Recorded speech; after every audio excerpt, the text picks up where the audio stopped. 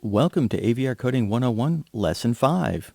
In this lesson, we'll be working with the UART, or serial port, on the AC1. We'll be covering both simple TX only, this would be for doing just output text, as well as a full TX-RX implementation.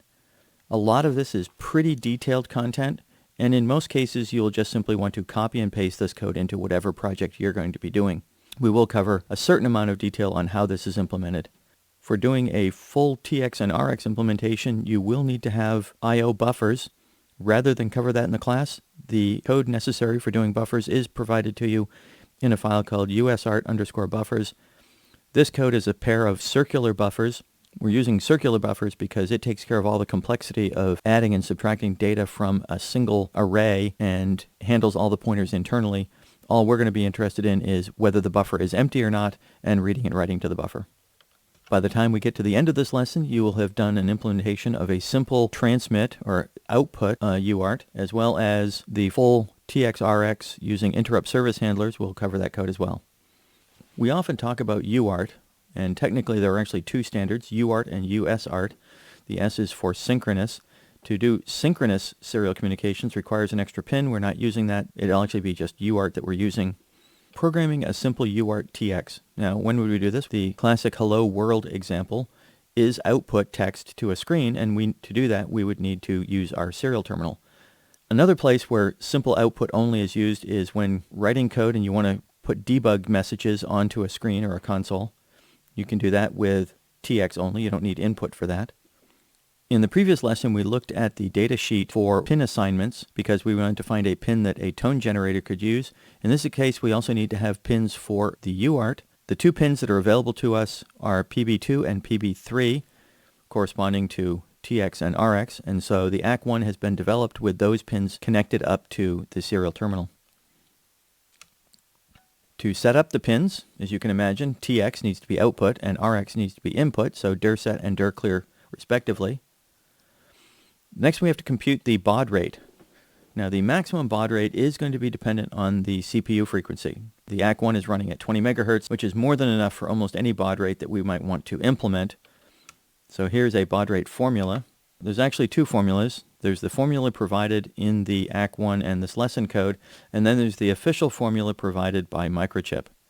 Now, these look very different. However, they end up with the exact same result. The advantage to the shorter form that provided in this code is it's all integer math. There is no floating point. I will point out some microcontrollers have multiple UARTs. The ATtiny1616 has only one, but for consistency across the coding of AVR chips, it has a value at the end of it, so it's going to be referred to as USART 0. We've set up our pins accordingly. Next we want to do is we want to set our baud rate. So we're using our baud rate formulas. So we set the baud rate. The next thing we need to do is we need to enable that we're going to be doing transmits. We're going to enable the transmit of our interrupt. Lastly, there is a memory location, TX data low, so that would be an 8-bit value. So to transmit, all we're going to do is wait until the status of the data register empty flag is set. Once it's set, then we can put our data into the TX data low memory location, and we're done. And once the data has been transmitted, then the empty interrupt flag is reset again. For us to transmit a string, all we're going to do is wait for the data register empty flag, load up our value, and repeat over and over again. Once we've loaded up our data, we wait for the empty interrupt flag to be set again, and then we can load up more data. Here's a simple put string function. Know how long our string is, and then continually put those bytes one at a time until we're done. So let's go ahead and code up hello world. Here we set up our UART. Our transmit pin is output. Our receive pin is going to be input. We're not using the receive during this example. We compute what our baud rate is using our formula and set the interval for the interrupt. And then we enable the transmit pin. Here is our put byte. Waits for the empty to be set. Once the empty flag is set, we can put more data on it. And then down here is our example for putting an entire string on. In our main, we've simply set button 1 to send hello world. So let's go ahead and compile and upload this code. I've set my environment up to automatically switch over to the serial terminal, but it's this little electrical plug down here at the bottom that says serial monitor. If we look at our AC1, so I've set this button, our top button, and if we look at our serial monitor, If I press the button, we don't see anything. And that's because the switch, which switches between program and serial, needs to be moved up for the first time into the serial or UART position. Now when we press the button, we say hello world each time. And it's important before we go back to our lesson and start coding again that we move that switch back down into the UDPI programming position. You could print out hello world, you could print out little debug messages, anything you want can be done with this small amount of code. We're actually not using an interrupt handler. We're simply using interrupt pins directly in a polling method. Now if we need both input and output, we're going to need to use the interrupt service routines. We could get away with using output the way we just did, and then input using an interrupt service routine. But for completeness, we're going to look at all the code for both input and output using interrupt services. We're going to be using buffers because instead of putting bytes directly into the data field for our transmit, we will put our data into a buffer. And then the buffer will be read from the interrupt service routine to send the data out. Correspondingly, when data comes in, it will be added to a buffer, and at any point after that, we can see if there's information or data that we need to read. So for transmit, we're interested in the data registry empty flag. Once that flag is set, our interrupt service take the next byte from a circular queue buffer and add it to the TX data low, and it'll just keep doing that repeatedly. If there is no data left in the circular buffer, we need to shut that interrupt handler off. So let's see, we've got a couple of macros to make our code look a little easier. We have the ability to enable and disable our transmit, and we're doing that by setting or clearing the appropriate bit. So this is the data register empty interrupt. If there is any data in the buffer, then we load it into TX data low. Otherwise, we want to note that the interrupt handler is idle, and then we want to disable it. Instead of putting data directly into the TX data low, we are adding it to our circular buffer. If TX is currently idle, we set that to false, and we re-enable the transmit. So in our interrupt service handler, if we've run out of data, we disable the interrupt.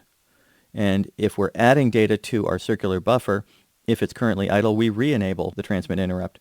This way, the interrupt isn't constantly being called when there's no data to be transmitted. On the receive side, again, we have a buffer, and we have a couple of macros that we might want to use for enable and disable. In most cases, we're just going to leave it enabled at all times because we never know when data is going to be coming in. In our setup, we've set our input and output pins, we've set our baud rate. Now we're going to enable both transmit and receive, and we're going to enable the receive interrupt itself. By default, TX is idle, that's set to true, and we're also keeping track of one other piece of information, which is good for debugging, which is an overflow on our RX. If we were to receive a byte of data and our circular buffer was already full, we could set this overflow, and our code could take advantage of that to report out that there's a problem. Now let's look at the full RX side, or the receive side of this. So anytime data is received, it's available in an RX data low. So we quickly copy that out into a local variable. Then we place that into our circular queue. If it didn't fit, which means our circular buffer is full, then we just simply set the overflow flag. So those are our convenience macros. Those are our two globals for TX is idle and RX is overflow. On the TX side, anytime the data is empty flag is set, this interrupt occurs. We simply look to see if there's any data in our circular queue. If there is, we load the next byte into the TX data low. Otherwise, we have no data, so we set the TX to idle, and we disable the interrupt. On the RX side, we simply grab the byte, store it in our buffer, mark the overflow if it didn't fit, and then our setup is the same as we've seen before. The only difference in here is now we're enabling both TX and RX, and we immediately set the RX interrupt so that we can start receiving data immediately. Let's look at the expansion of our code. We've kept the hello world portion. The difference now is our put string is putting it into the buffer instead of directly transmitting it. The new piece of code we have here is if there's any data available from our receive buffer, we're simply going to take that, grab the values one at a time, and we're uppercasing lower letters and we're lowercasing upper letters, and then we immediately transmit it back out. That allows us to quickly see an example of our output. So let's take all of this code, compile, and load it up. My serial monitor is over here. So if I come over and make sure my switch has been moved from the UDPI programming position to the UART serial connection for output, that's now done. Again, if I press my first button, I have hello world. If I type something in, this will be lowercase hello world. It comes out uppercase. And if I do uppercase hello world, it comes out lowercase, even if I misspell it. And if I were to do a day of the week, we can see that it flips the case of that as well. Now, before I go back to the lesson, I want to make sure I switch from serial output back to UDPI for programming so that the next time I try to upload code to my ACK1, it's ready to receive. In review for Lesson 5, we've covered simple transmit out only, or TX, on a UART, as well as full interrupt service routines for RX and TX on a serial device. The buffering code is provided to you, and we've gone through the process of calculating our baud rate as well as doing our interrupt service routines.